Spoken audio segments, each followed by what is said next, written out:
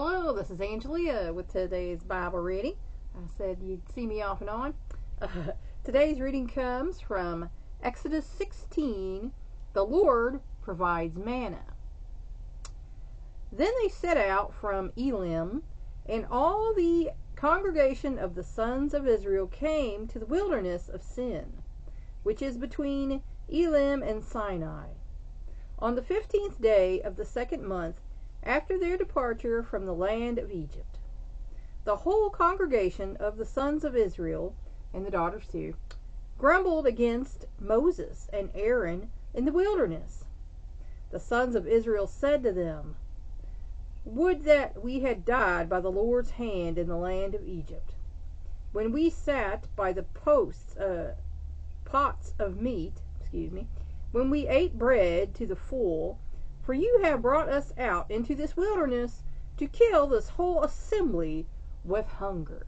So once again, the folks of Israel were ungrateful.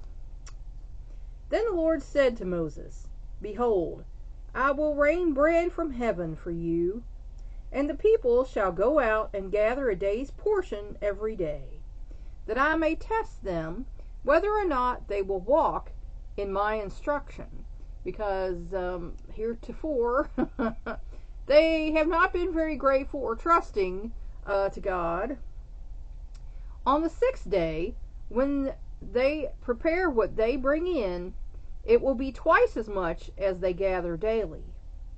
So Moses and Aaron said to all the sons of Israel and daughters, and that's because of the Sabbath day, so that's why on the 6th day they're going to get twice as much.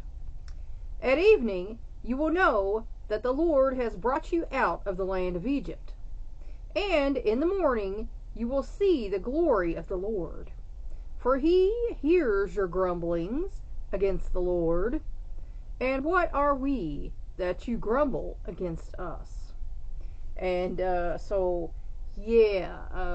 hears when you're complaining. So remember to think before you talk would be a good idea.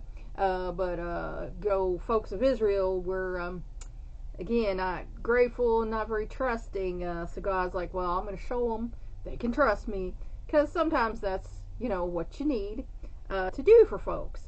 A lot of folks, they're just not really trusting people, and you have to prove to them that they can trust you. I've worked with a lot of folks with emotional and mental issues, and that's a big thing for them. So that, they believe you. So let's see what our biblical scholars have to say about this. Let's see.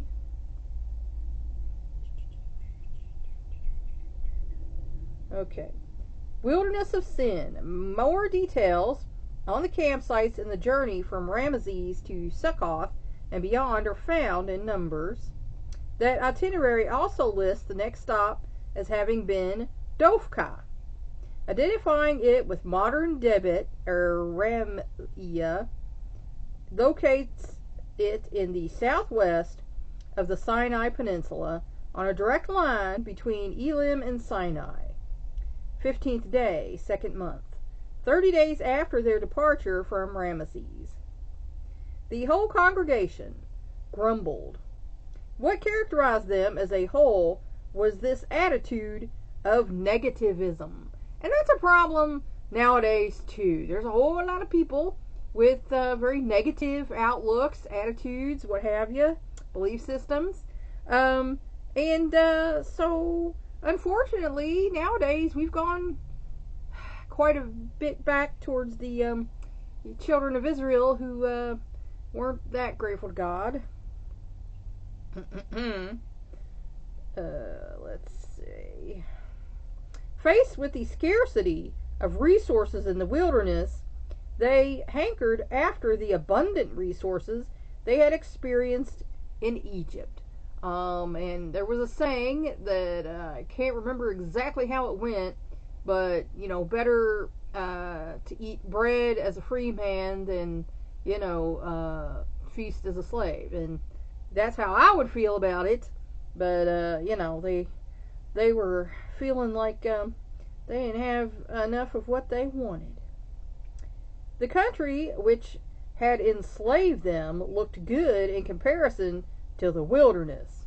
Now, see, I'm the opposite way. That don't bother me none. You could actually put me out in the wilderness. I've done enough study on plants and wood and stuff like that. You can throw me out in the woods.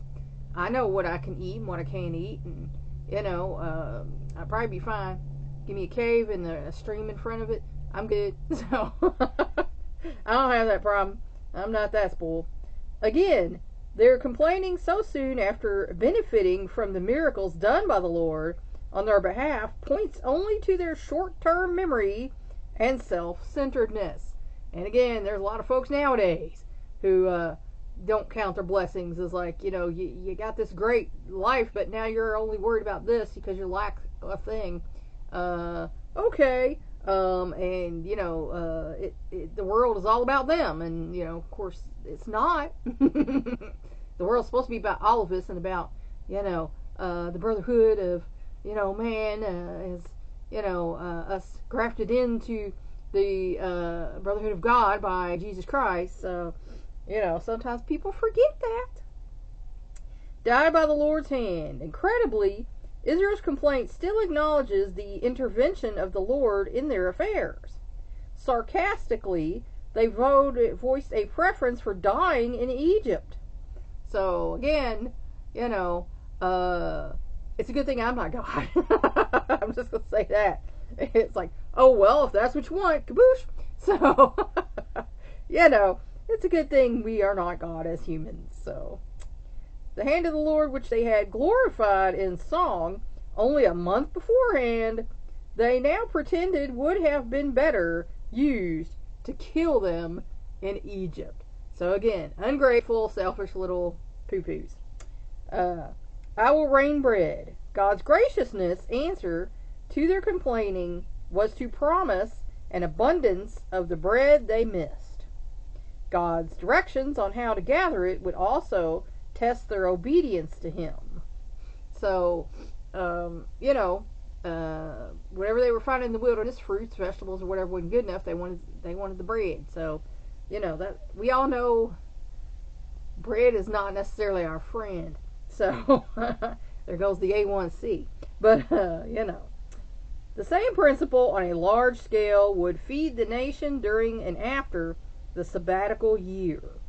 So, God was showing them, you can trust me. I'm not going to leave you to die. I'm not going to, have you do without. You can trust me. You will know Israel's short-term memory loss would be short-lived because the very day of complaint would witness not only God's provision for them, but also would powerfully remind them of who had brought them out of Egypt, namely, the Lord their God. So God was leaving no doubt, because as humans we have doubts. We can't see God, we can't touch God. He mostly can't hear him, so as humans sometimes we have a problem with trusting what we can't see and hear. The glory of the Lord in seeing the start of the provision of daily bread on the next day, Israel would also see the Lord's glory, an appropriate term to use because what he did showed his presence with them. Glory typically refers to God's manifested presence, which makes him impressive and leads to worship. Your grumblings. And I definitely imagine if God appeared in front of me, I would be impressed and probably drop to my knees and worship.